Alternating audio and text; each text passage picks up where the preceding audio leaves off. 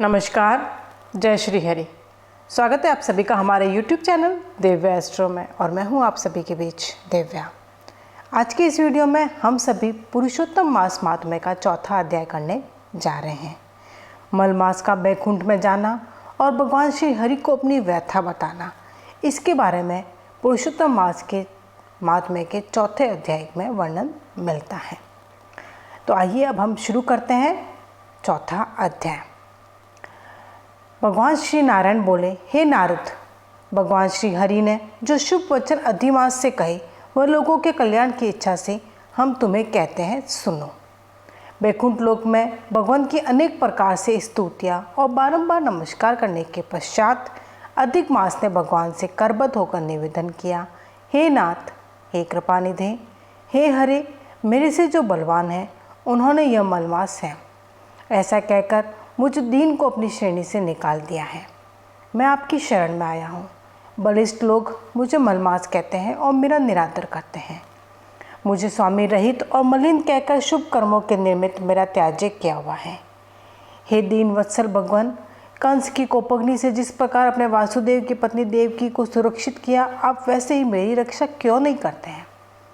यमुना में काले नाग के विष से गौ चराने वालों और पशुओं की आपने जैसे रक्षा की है, हे दीन बंधु, आप मुझ शरणागत की रक्षा क्यों नहीं करते।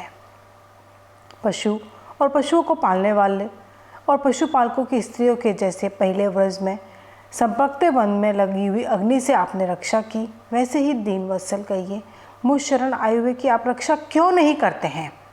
जैसे अपने जरासंध के बंधन से राजाओं को मुक्त किया, ग्राह के मुख से जिस प्रकार गज को मुक्ति दिलाई, उसी प्रकार शरण में आए हुए मुझ दीन की आप रक्षा क्यों नहीं करते हैं। अपने स्वामी देवता वाले मासों द्वारा शुभ कर्म में वर्जित मुझ स्वामी रहित को देखते ही आपकी दयालुता कहाँ चली गई और आज ये कठोरता कैसे आ गई।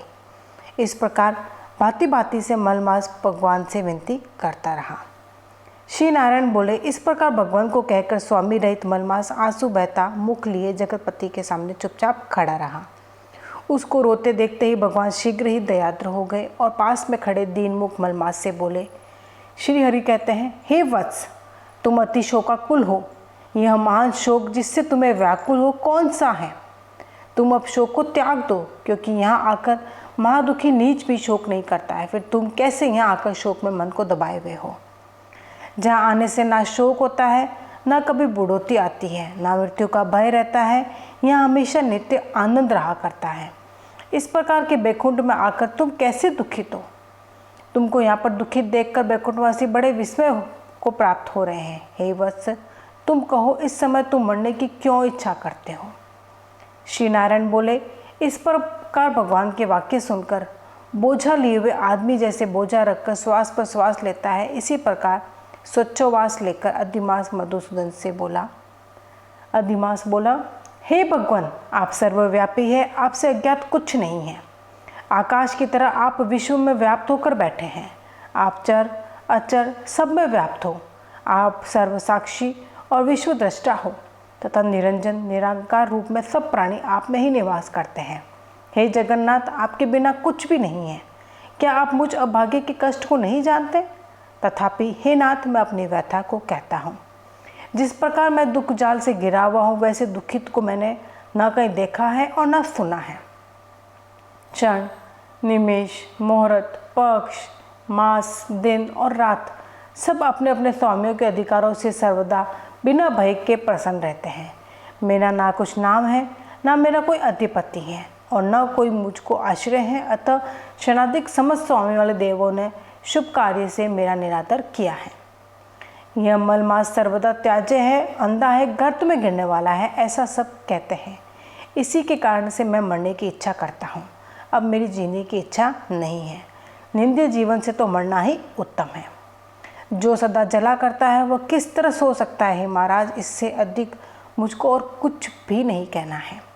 वेदों में आपकी इस तरह प्रसिद्धि है कि पुरुषोत्तम आप परोपकार प्रिय हैं और दूसरों के दुखों को सहन नहीं करते हैं।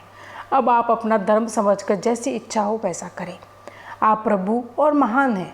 आपके सामने मुझ जैसे पामर को घड़ी घड़ी कुछ कहते रहना उचित नहीं है।